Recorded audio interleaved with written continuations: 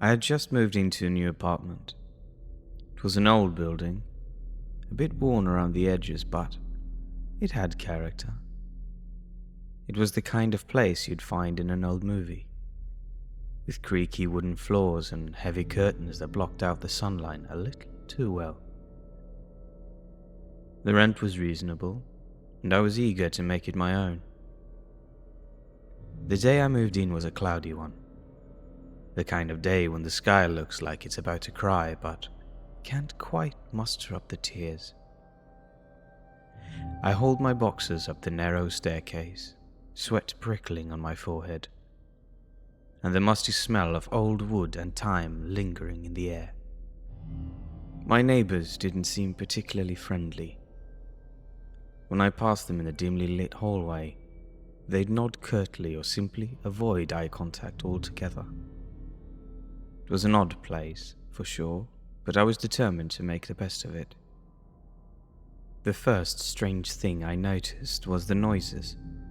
At night, when everything should be quiet, I'd hear faint whispers in the darkness. Just soft, indistinct murmurs that would send a shiver down my spine. At first, I dismissed them as my imagination running wild, the product of living in an old building. The lights were another matter. They had a habit of flickering at the most inconvenient times. I'd be reading a book or trying to cook dinner, and suddenly, the room would plunge into darkness for a split second before the lights came back on. It was unnerving, but I chalked it up to faulty wiring. And then, there were the objects. They moved on their own accord, or at least so it seemed. I'd place a book on the coffee table, turn back for a moment, and when I'd look again, it would be on the floor. I started finding my belongings in odd places, like my keys in the fridge or shoes lined up neatly by the door, even though I distinctly remembered leaving them somewhere else. But what truly frightened me was the presence. It was as if someone was watching me, always just out of sight. I'd catch glimpses of shadows moving in the corner of my vision, fleeting and elusive. I'd turn to look, but there would be nothing there. The apartment had a locked room, a small one tucked away in a far corner. It was the only room I hadn't explored yet, and I was curious about it. I asked my landlord about it, a gruff old man with a face that looked like he'd seen way too much. He warned me sternly. "Stay away from that room, lad. Nothing good comes from there. It's been locked for years, and it'll stay that way." Of course, his warning only piqued my curiosity further. What could be so terrible about a small room, locked, in my own apartment? Late one night, when the whispers were particularly unsettling, and the shadows seemed to dance closer, I couldn't resist any longer. I had to know what was behind that door. I approached it slowly, heart pounding in my chest. The handle was icy to the touch, and I hesitated for a moment before prying it up. The door creaked open, revealing a room shrouded in darkness. I fumbled for the light switch, and when the room was bathed in a dim, flickering light, I couldn't believe my eye. The room was filled with journals, stacks of them piled high against the walls. They were old, their pages yellowed and brittle with age. I reached out and grabbed one, flipping it open. I find it difficult to explain the feeling I got when I first opened the books. The words inside, they were written in my own handwriting, but I had no memory of ever writing them. The journals were filled with disturbing entries, drawings of grotesque figures, and ramblings about a malevolent force that had haunted this place for generations. The more I read, the more I became convinced that I was dealing with something beyond the realm of the natural. As I delved deeper into the journals, the whispers grew louder, and the shadows seemed to close in around me. The room felt oppressive, as if the very walls were pressing in on me. I realized that I had unlocked something that should have remained hidden. My landlord was correct. It was as if something was now reaching out from the pages of those journals. I stumbled out of the room, slamming the door shut behind me. But it was too late. The apartment, once a place of refuge, had now become a nightmare.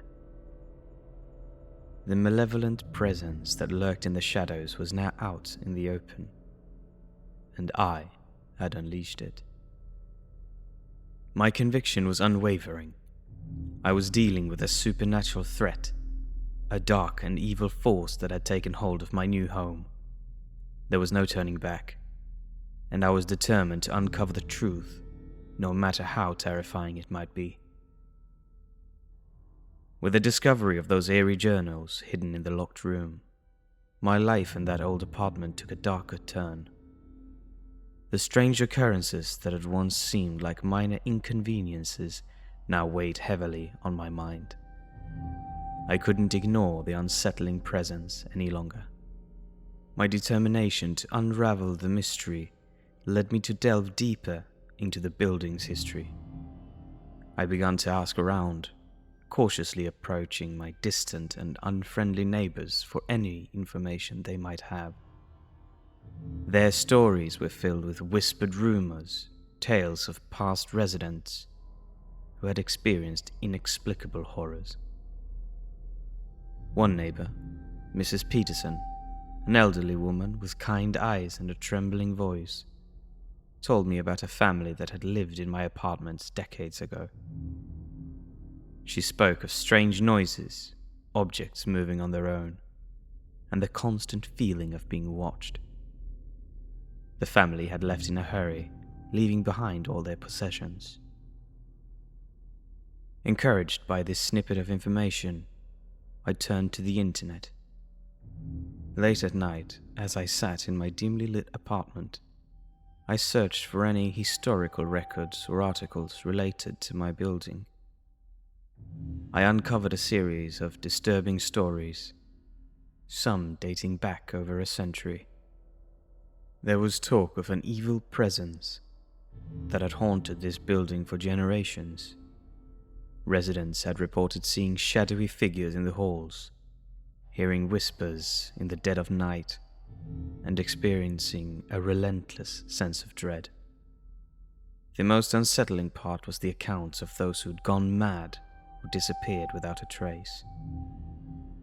Determined to confront the entity that had taken hold of my apartment, I decided to seek help of a paranormal investigator. I found an experienced one online, a woman named Emily, who had dealt with cases similar to mine. We scheduled a meeting, and she arrived at my apartment one gloomy afternoon. Emily was a no-nonsense type of person, with a stern demeanor that suggested she had seen it all.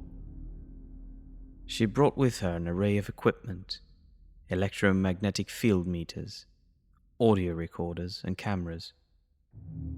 As she began her investigation, I followed her closely, eager to witness any evidence of the malevolent presence. The first thing Emily did was to set up her equipment in the most active areas of the apartment: the living room, the hallway, and, of course, the locked room.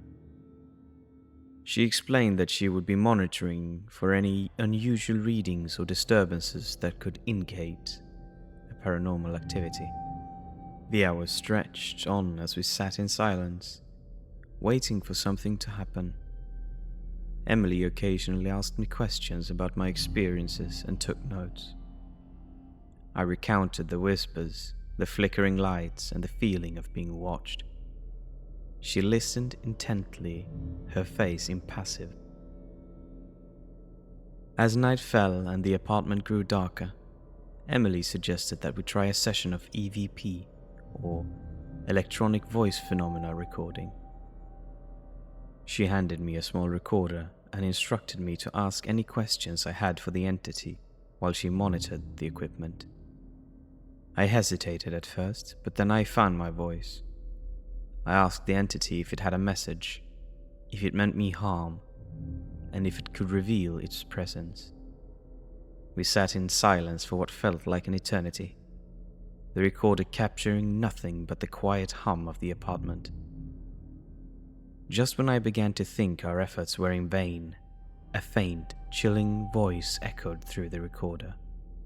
It was a whisper, barely audible, and it sent a shiver down my spine.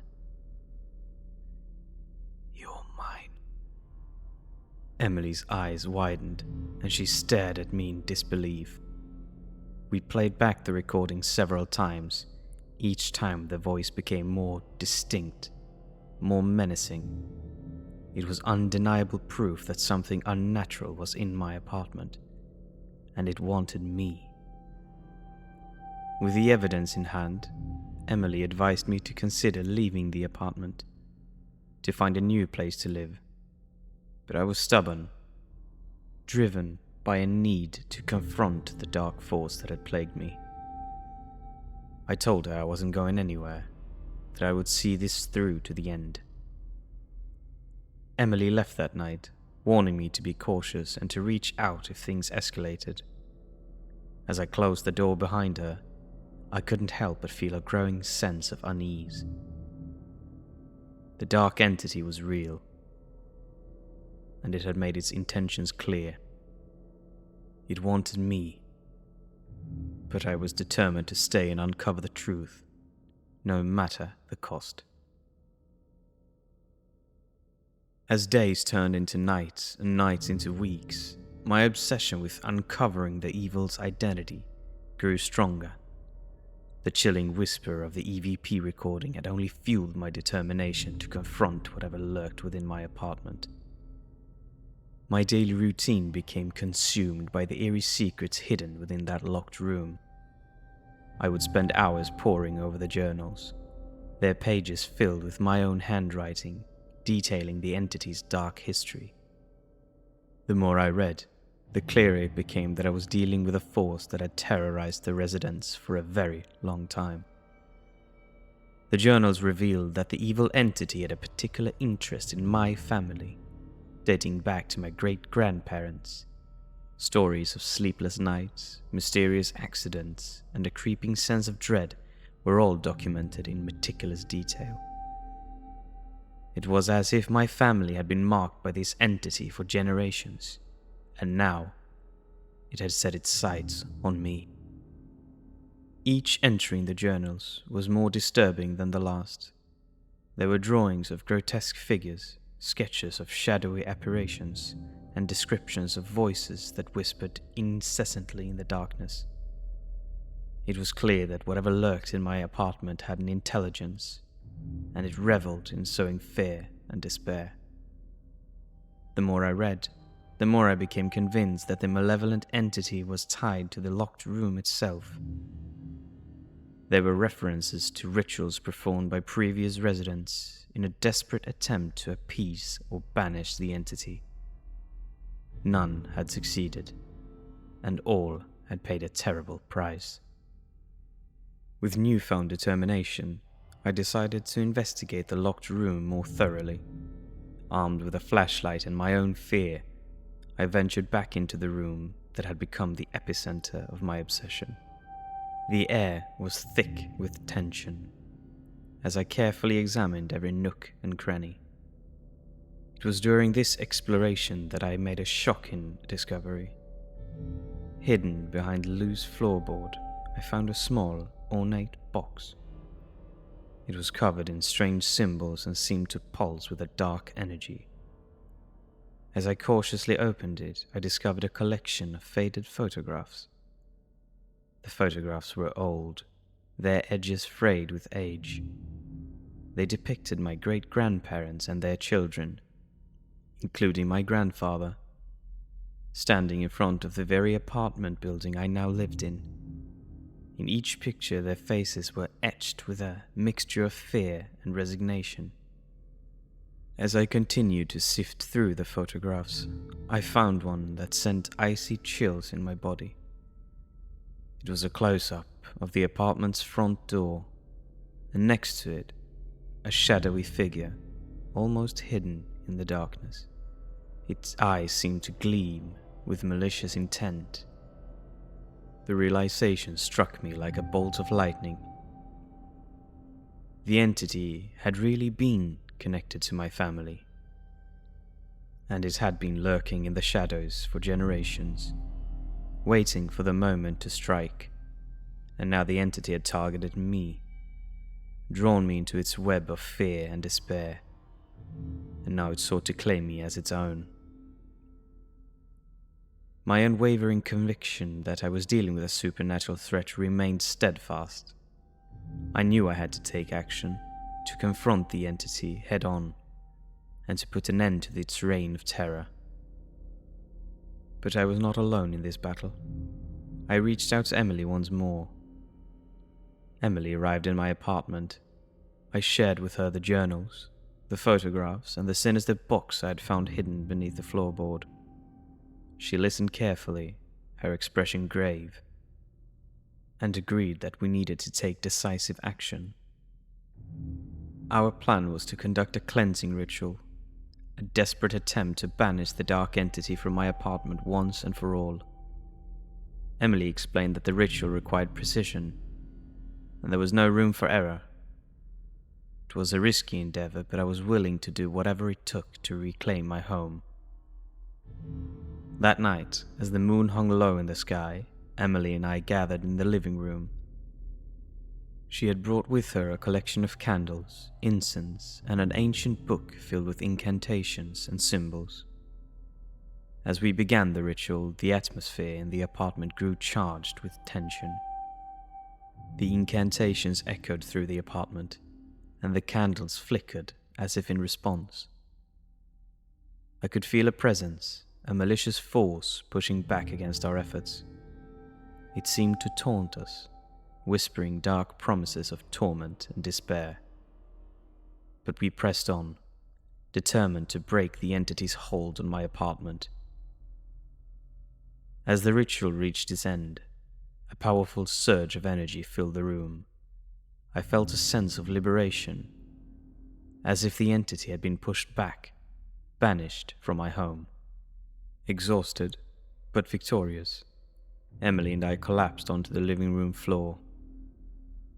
We knew that the battle was far from over, but we had taken a crucial step towards reclaiming my apartment from the entity that had haunted it for generations. As the days passed, the apartment felt different. The whispers had ceased, the flickering lights had subsided, and the feeling of being watched had lifted. It was as if the entity had been driven away, forced to relinquish its grip on my home. But I couldn't shake the feeling that it was still out there, lurking in the shadows, waiting for an opportunity to return. The battle against the dark force was far from over, and I knew that I would have to remain vigilant, ready to confront it should it ever return. The journals, the photographs, and the sinister box were all a reminder of the malevolent entity's presence. They served as a chilling testament to the darkness that had haunted my family. But I was determined to break the cycle, to protect future generations from the dark force that had tormented us for so long. With the cleansing ritual complete, a fragile sense of peace settled over my apartment. Emily and I had done our best to rid the apartment of the dark force, but we knew it was a temporary reprieve at best. The entity had been banished, but it was a tenacious, an ancient force. It was only a matter of time before it returned, seeking to reclaim its domain. Despite the sense of relief that came with the entity's absence, I couldn't shake the feeling of unease that lingered in the apartment. It was as if the force had left a mark, a lingering presence that I could still feel in the corners of the rooms. I decided to keep a journal, documenting any unusual occurrences or signs of the entity's return.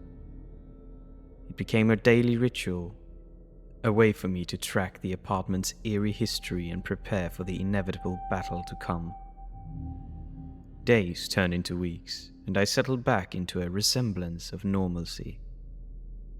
I began to rebuild my life in the apartment, cautiously optimistic that the force had been driven away for good. But the entity was patient, and it was merely biding its time. Late one night, as I lay in bed, I heard a faint whisper in the darkness. It was a voice, soft and sinister, echoing again with the promise of torment and despair. My heart raced, and I knew that the entity had returned. I rushed out of bed and grabbed the journals, jotting down the date and time of the encounter. It was the first sign of the entity's resurgence, a chilling reminder that the battle was far from over. The whispers continued, growing louder and more persistent with each passing night. They seemed to come from all directions, filling the apartment with a sense of dread. The entity was taunting me, reveling in its return. I reached out to Emily, desperate for guidance. She agreed to return to the apartment, and together we conducted another cleansing ritual. But this time, the dark force fought back with a ferocity that we hadn't seen before. The candles flickered wildly, and the incantations seemed to be drowned out by a cacophony of whispers. Emily's face was etched with determination as she continued the ritual, her voice unwavering. But it was clear that the entity was not so easily defeated this time. As the ritual reached its peak, a powerful surge of energy filled the room. I could feel the entity's force pushing back against our efforts again, a dark presence that seemed to grow stronger with each passing moment. It was as if the entity had returned with a vengeance, determined to reclaim its hold of the apartment. Exhausted and defeated, Emily and I collapsed onto the living room floor once again. It was a battle we had fought before, but this time the dark force seemed to be more formidable, more determined to assert its dominance. The entity's return had taken a toll on my well-being, plagued by nightmares and the constant whispers that echoed through the apartment. My health deteriorated, and I became increasingly isolated, unable to escape the entity's relentless torment. I reached out to friends and family, desperate for help, but they couldn't understand the horrors I was facing. They urged me to leave the apartment, to seek refuge elsewhere, but I knew that running away was not an option. I had to confront the entity head-on, to put an end to its reign of terror once and for all. But as the days turned into weeks and the dark force's hold on the apartment tightened, I began to question my own sanity. Was I truly battling a supernatural entity, or was it all a product of my shattered mind? The line between reality and delusion blurred, and I couldn't trust my own perceptions. One night, as I sat in the dimly lit apartment, the entity's whispers grew louder, more insistent. It seemed to be taunting me, playing mind games with me, and I couldn't bear it any longer. I decided to reach out to a mental health professional, desperate for answers.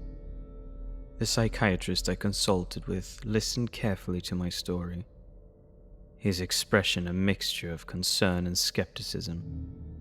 He gently suggested that the malevolent force I had been battling could be a manifestation of my own psychosis, a product of my increasingly fractured reality. I could not accept that explanation. I knew then and there that I was battling a dark energy for real, and one that had haunted my family for generations. but the psychiatrist insisted that I needed treatment, that my mental health was deteriorating rapidly. I was put in a mental hospital against my will, but I was still determined to prove that the dark entity that haunts me was real. But as I sat in that sterile, white-walled room of the hospital, surrounded by staff who claimed they were trying to help me, I knew that they were agents of the entity, playing games with me. The entity came to visit me a couple of times, disguised as Emily. She looked at me with tears in her eyes, stroking my cheek. She kept on insisting that she was not a paranormal investigator, and that we had known each other since we were kids, that I was very, very ill, and that this entity was all a fabrication of my shattered mind. All lies, of course. I should have known I couldn't trust her, and now I played right into the dark entity's trap.